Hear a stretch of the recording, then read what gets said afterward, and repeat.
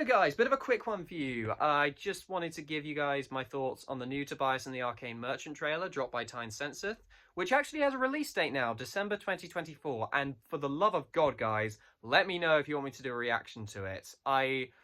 Honestly, it would be a huge undertaking, but I'd love to do a reaction to it. But let me know what you guys think.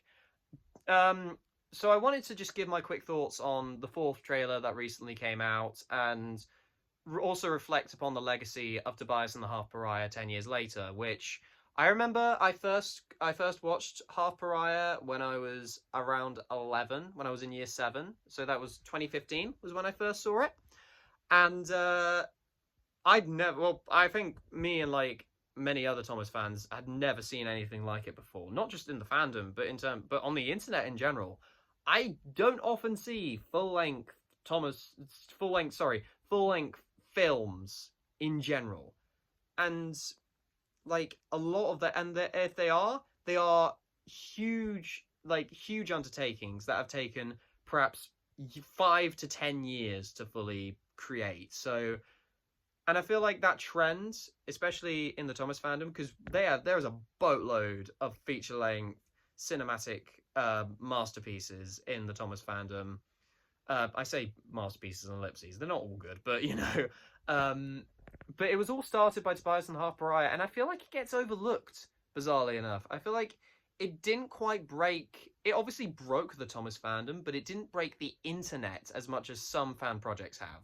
I'm looking at you, Shed 17, and Untold Story of Timothy, aka Thomas EXE. So, yeah, I mean, looking back on it, obviously it's got quite a few problems, and I think one of the reasons people do go off it is it's very unrealistic and it's a bit goofy at times. But at the same time, looking at it for what it is, and seeing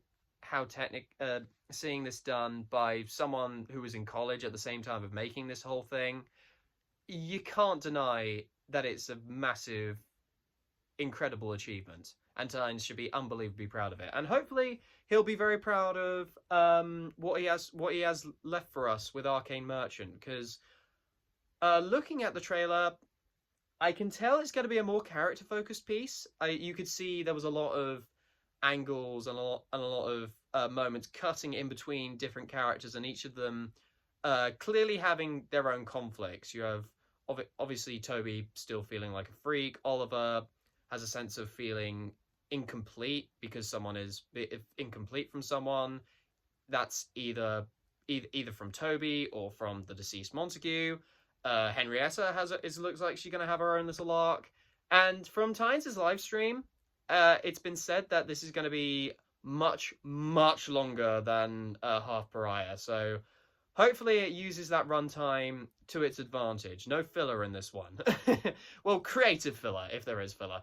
But, because that's one of the things I will praise Half Pariah. I did actually like the pacing. I did really like the pacing of Half Pariah. I feel like the quiet moments with no music really reminded me of those kind of older films where a lot of it was based around just the characters talking, and we've got a real sense of what their motivations are and just what their dynamics are with each other. So I really like how it kind of harkens back to those original Hollywood pieces with like no music, and just obviously it still goes to that Hollywood thriller, that blockbuster thriller aspect of it with the action sequences, which are very, very over the top. So obviously I feel like action sequences is going to be a given. Over the topness, if that's a word, is going to be a given with Half Pariah. So no, not Half Pariah. It was with Half Pariah, but for Arcane Merchants. So I'm not sure how people are going to react to it. I'm not sure, but at the same time, it depends on what you're after. For me, I just need a good story. If there's a good story and you make me feel for the characters, I understand what's going on, it's not too overcomplicated, and, you know, it's clearly a massive achievement, I'm happy. Like, I want to see more people delve out of their comfort zone. I want to see more, obviously, if you do it, as long as you do it tastefully, a more unrealistic Thomas stories, go for it. I want to see more originality in this fandom. I want to see less people straying from the trains. Oh, it was a sunny morning on the island of Sodor. Like, all that stuff. Like, obviously there's some amazing content that does that and really reimagines it. Like Carson's Video Workshop and people like that. But go out of your comfort zone. Do new stuff. Try new mediums of storytelling. And I obviously know this is being done in trains, but try like new storytelling things. Try creating your own canon, because that's what he's doing. He's basically creating his own canon as a result of it. He says that, I mean, obviously he says that it's based off the original Railway series book, but he's clearly taken some creative liberties. Especially, like, I'm gonna be honest, Audrey would roll in his grave if he saw that movie. But I don't care. It's a fun movie, and yeah, obviously some of the story and character motivations are really lacking for me. But and you look back on some of the voice acting, some of the technical qualities, like the voice acting and the some of the just some of the filming quality is just a bit. It's very 2014. Let's put it that way. And but you can't really derive the film of any credit just because it looks like something of its time. It was a revolution, and I think it deserves more credit. And so I'm very much looking forward to Arcane Merchant, how it bounces off that, and seeing. But it does look like it's going to go more into the character conflicts, as it's been proclaimed that James is going to be a bit of an anti-hero. I believe, knowing James's character in the past with like Audrey and stuff, it's potentially, and from little hints, it's going to be that he doesn't approve of the Diesels on the island, which was established at the end of Half Pariah.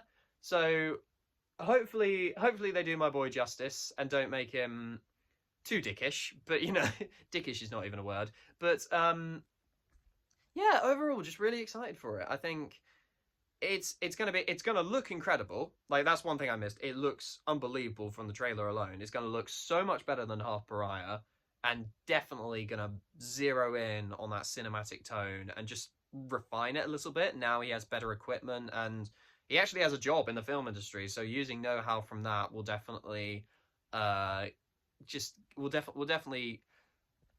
will definitely reflect in the work. At least I believe it will. I mean, it's been 10 years since Half Pariah, so we're going to see some major improvements visually, definitely. Yeah, that's all I've got to say. And yeah, it was a really, really great trailer, like cinematically, and oh my god, Icarus by Bastille, what a bang. I'm going to add that to my like songs immediately. Thank you very much. But yeah, I'll get back to more regular content. Obviously, you guys know I've been taking a break from Bruno, so I'll get back to more regular content. I will warn you, I am back at uni in a few weeks, so obviously back to that grind. So yeah, thank you guys for being patient with me, and thank you for the support on the channel. And yeah, have a good one, guys.